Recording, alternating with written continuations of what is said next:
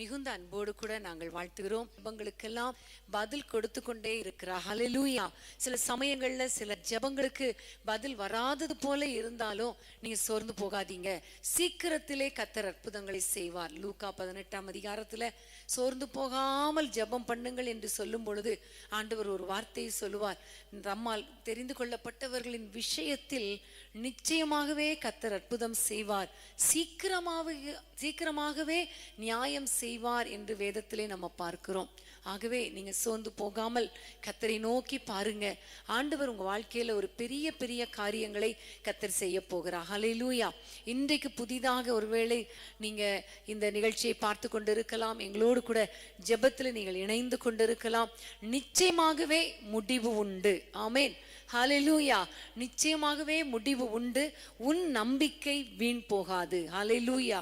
நீங்க ஆண்டவரை நம்பி இருக்கிறீங்க இல்லையா?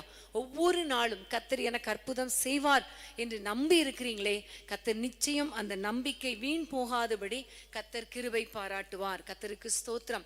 இந்த நாளில நம்முடைய குடும்பங்களுக்காக நம்ம ஜெபிக்க போகிறோம். தேவனுடைய பாதத்திலே நான் நேற்றைய தினத்திலிருந்து காத்திருந்த பொழுது பேதுருவுடைய குடும்பத்துல கர்த்தர் செய்த சில அற்புதங்கள், பேதுருவுடைய வாழ்க்கையில அவனுடைய குடும்பத்துல கர்த்தர் செய்த அற்புதங்களை வைத்து நம்ம ஜெபிக்க போகிறோம். நீங்கள் வேதத்தை திருப்பிக் கொள்ளுங்கள்.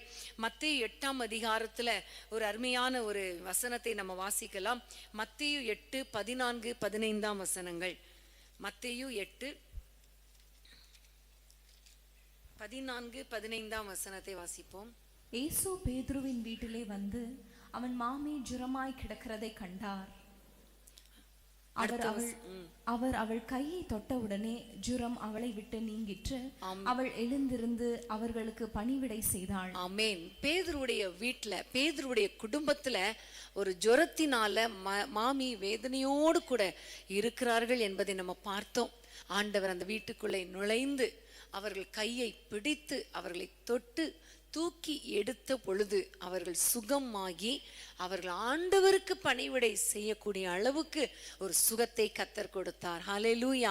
இன்னைக்கு அன்பான தேவனுடைய பிள்ளைகளே, உங்க குடும்பத்துல யாராவது பலவீனமாய் இருந்தால், இந்த எங்களோடு கூட இணைந்து பார்த்து கொண்டு இருக்கிறீங்களே, உங்க சரீரத்துல உங்க வீட்டுல யாராவது வியாதியோடு இருந்தால், யாராவது ஹாஸ்பிட்டல்ல அனுமதிக்கப்பட்டிருந்தால், இப்பொழுது நம்ம ஜெபிக்க போகிறோம். கர்த்தர் அற்புத சுகத்தை கொடுப்பார். ஹல்லேலூயா. கர்த்தர் சுகத்தை கொடுக்கும் பொழுது பாருங்க, அவர்கள் எழும்பு தன்னுடைய வேலை செய்வது மாத்திரமல்ல, ஆண்டவருக்கே வேலை செய்கிறவர்களாக, ஆண்டவருக்கே ஊழியம் செய்கிறவர்களாக கர்த்தர் அவர்களை மாற்றினார். ஆமென். இன்னைக்கு நம்ம எல்லாம் ஜெபிக்க போகிறோம். இன்னைக்கு உங்கள் மத்தியில் நிற்கிற என்னுடைய வாழ்க்கையில சின்ன வயதுல இருந்து 5 வயதுல இருந்தே எனக்கு பலவீனம், எனக்கு ஓப்பன் ஹார்ட் சர்ஜரி பண்ணப்பட்டு இருந்தது. அதுக்கப்புறம் ரொம்ப பலவீனம் தான். அதுக்கப்புறம் பார்த்தா எனக்கு ரொம்ப கஷ்டம். ஆனாலும் கர்த்தர் என்னை தொட்டு பலப்படுத்தினதினால கர்த்தருக்காக வாழ்றதுக்கு, கர்த்தருக்கு ஊழியம் செய்வதற்கு கர்த்தர் கிருபை பாராட்டினார். இன்னைக்கு உங்க வீட்டுல யாரெல்லாம் பலவீனமா இருக்கிறாங்களோ, ஒருவேளை நீங்க பலவீனமா இருக்கலாம். இன்னைக்கு கையை உயர்த்தி ஆண்டவரிடத்துல சொல்லுங்க, என் கரத்தை உங்க கரத்தோடு பிடிங்கப்பா, தொடுங்கப்பா, உம்முடைய வஸ்திர தொங்கல் என் மேல விழட்டும் அப்பா. அன்னைக்கு பேதுரு மாமியை தொட்டவரே, எங்க குடும்பத்துல எல்லாரையும் தொடுங்கன்னு கேளுங்க. இப்பொழுது ஒரு சுகமளிக்கும் வல்லமை உங்கள் வீடுகளுக்குள்ளே இறங்க போகிறது. ஹல்லேலூயா. என்னோடு இணைந்து ஜெபம் பண்ணுவீங்களா? அன்பின் ஆண்டவரே, யாரெல்லாம் தங்களுடைய கரங்களை உயர்த்தி பிடித்து எங்கள் வீட்டுக்குள்ளே சுகத்தை தாங்க, ஆரோக்கியத்தை தாங்க, எங்கள் பிள்ளைகளை தொடுங்க, எங்கள் குடும்பத்தினரை தொடுங்க, என்னை தொடுங்க என்று யாரெல்லாம் ஜெபிக்கிறாங்களோ, உம்மை நோக்கி கூப்பிடுகிறார்களோ, இப்பொழுது உம்முடைய சுகமளிக்கும் வல்லமை இறங்கட்டும் அப்பா. பேதுரு வீட்டுக்குள்ளே நீர் தொட்டு ஆண்டவரை சுகத்தை கொடுத்தீரே, அவர்கள் எழும்பினார்களே, அவர்கள் உமக்கு ஊழியம் செய்தார்களே, அதே போல இப்பொழுது கர்த்தாவே, நீர் உம்முடைய பிள்ளைகளை தொட்டு தூக்கி விடுவீராக, கை தூக்கி விடுவீராக, அவர்களை பலப்படுத்துவீராக. அவர்கள் எழுந்து உமக்கு ஊழியம் செய்யக்கூடிய அளவுக்கு ஒரு புதிய பலனால் நிரப்புவீராக நாங்கள் ஜெபிக்கிறோம் அப்பா. ஒவ்வொரு பிள்ளைகளையும் ஆசீர்வதிங்க ராஜா. ஒவ்வொரு குடும்பத்திலும் அற்புதங்கள் நடக்கட்டும். ஹாஸ்பிட்டல் இருக்கிற பிள்ளைகளுக்கு சுகத்தையும் ஆரோக்கியத்தையும் கட்டளையிடுவீராக நாங்கள் ஜெபிக்கிறோம். ஏசப்பா, ஐசியூல இருக்கிற பிள்ளைகளுக்கு இப்பொழுது உம்முடைய தொடுதல் உண்டாகட்டும். உம்முடைய சுகமளிக்கும் வல்லமை இறங்கட்டும் ஐயா.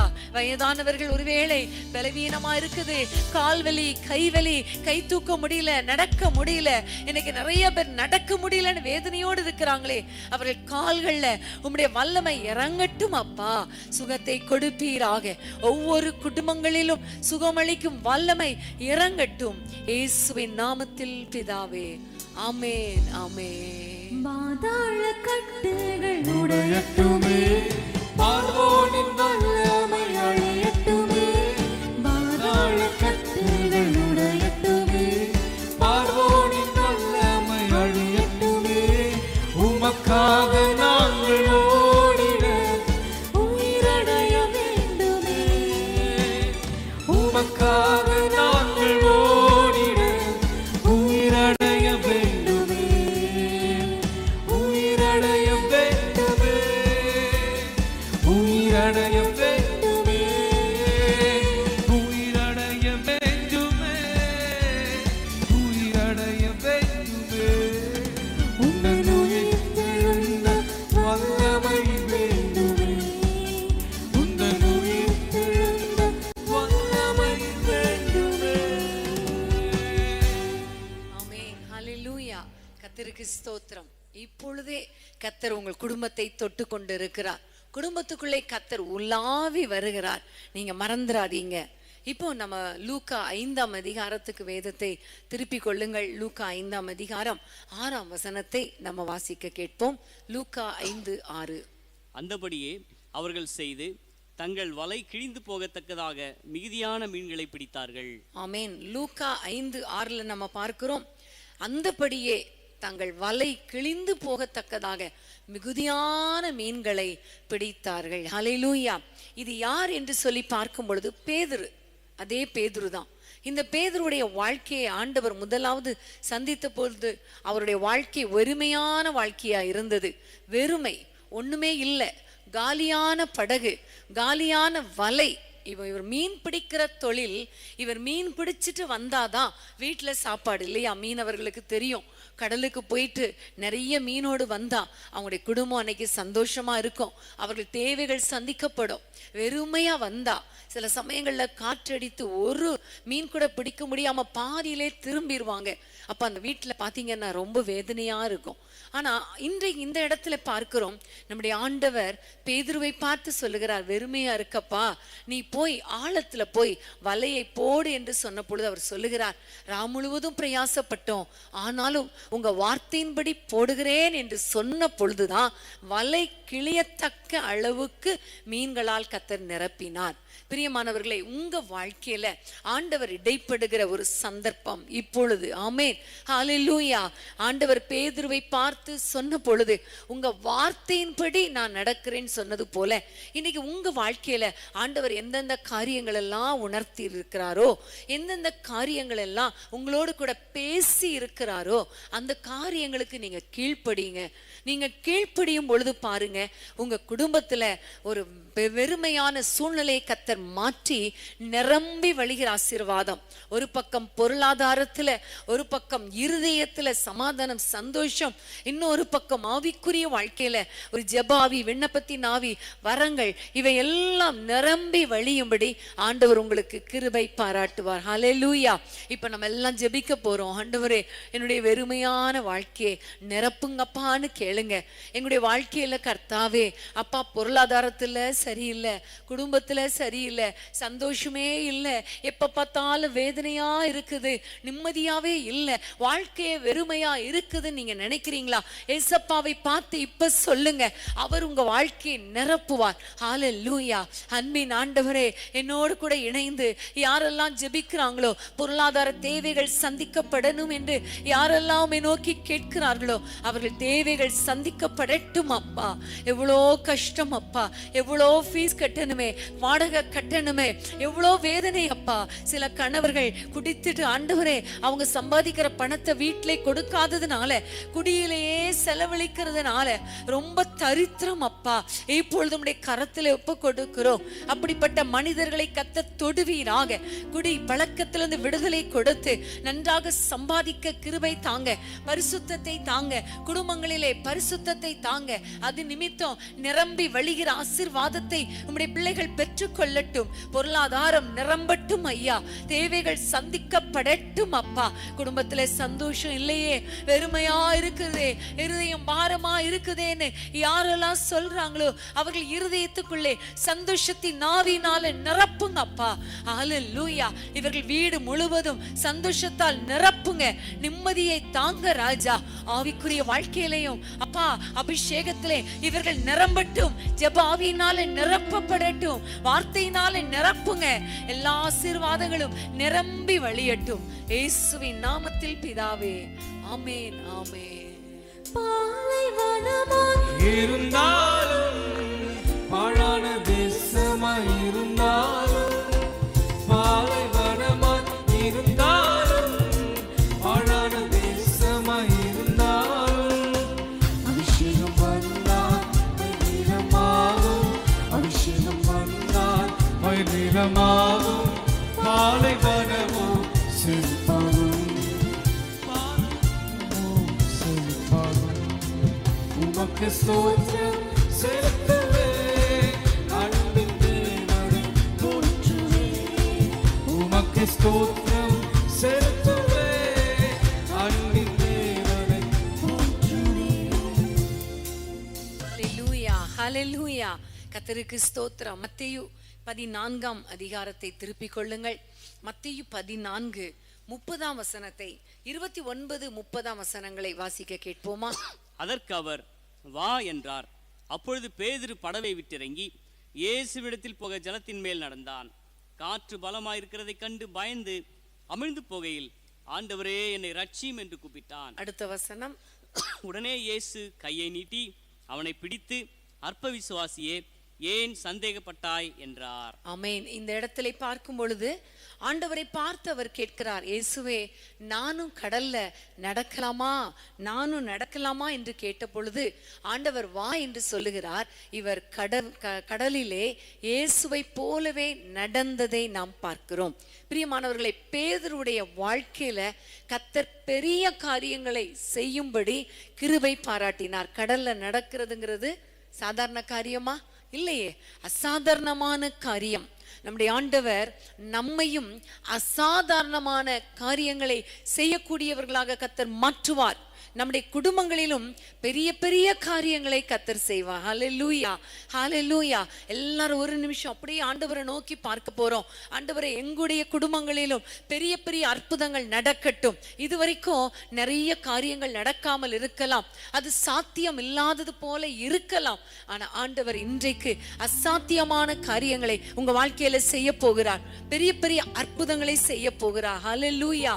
அது மாத்திரமல்ல, அடுத்த வசனத்துல நம்ம பார்க்கும் பொழுது பயங்கரமான ஒரு சூழ்நிலையில அவர் பலத்த காற்று அடிக்கும் பொழுது மூழ்கி போகிற அளவுக்கு அவருடைய நிலைமை வந்துருச்சு.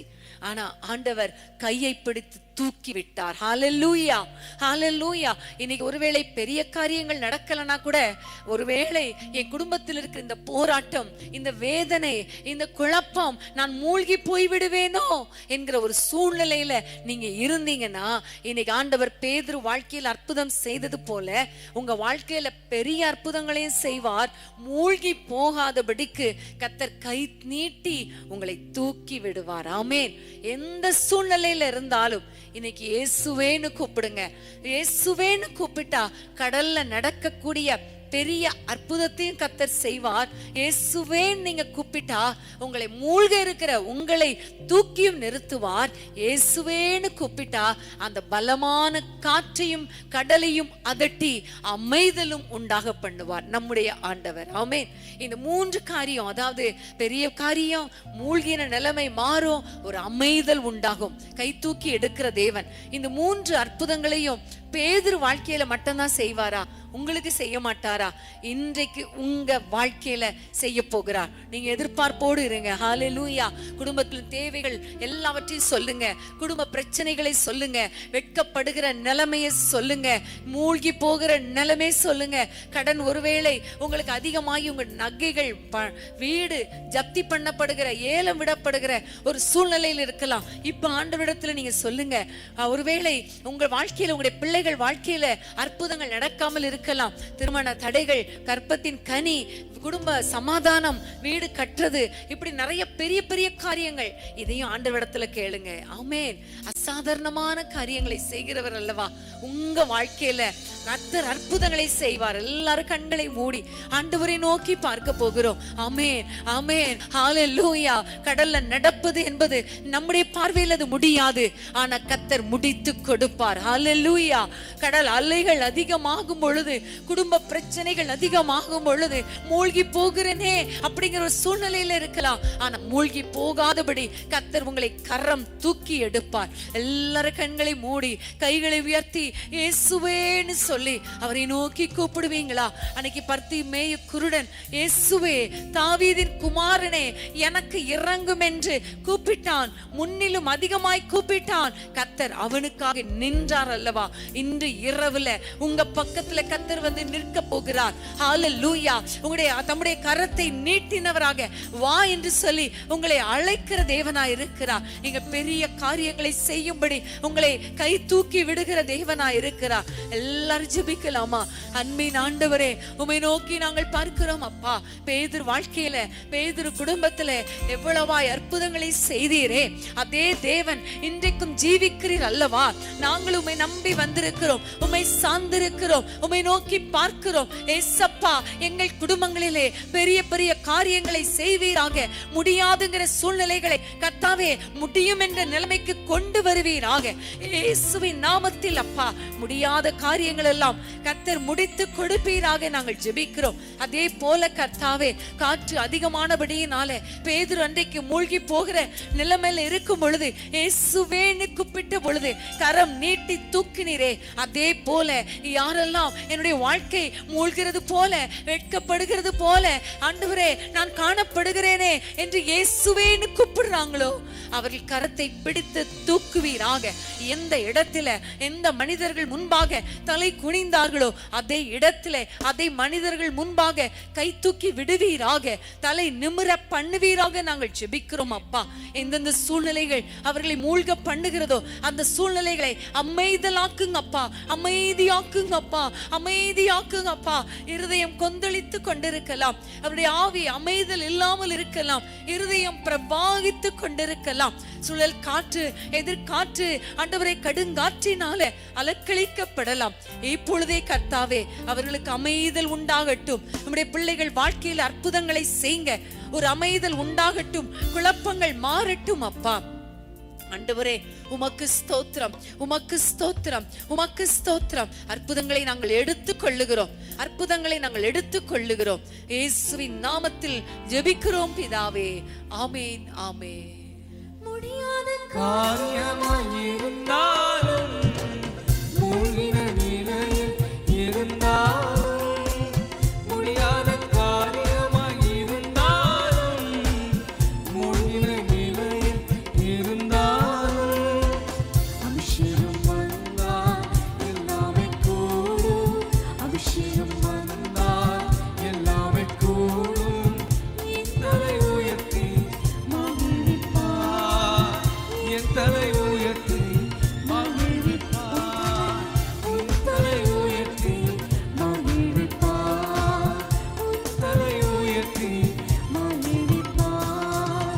அபிஷேகம் வந்தால் பைநீலமாகும், அபிஷேகம் வந்தால் வைநீலமாகும், பாலைவனமோ செழிப்பாகும், பாலைவனமோ செழிப்பாகும்.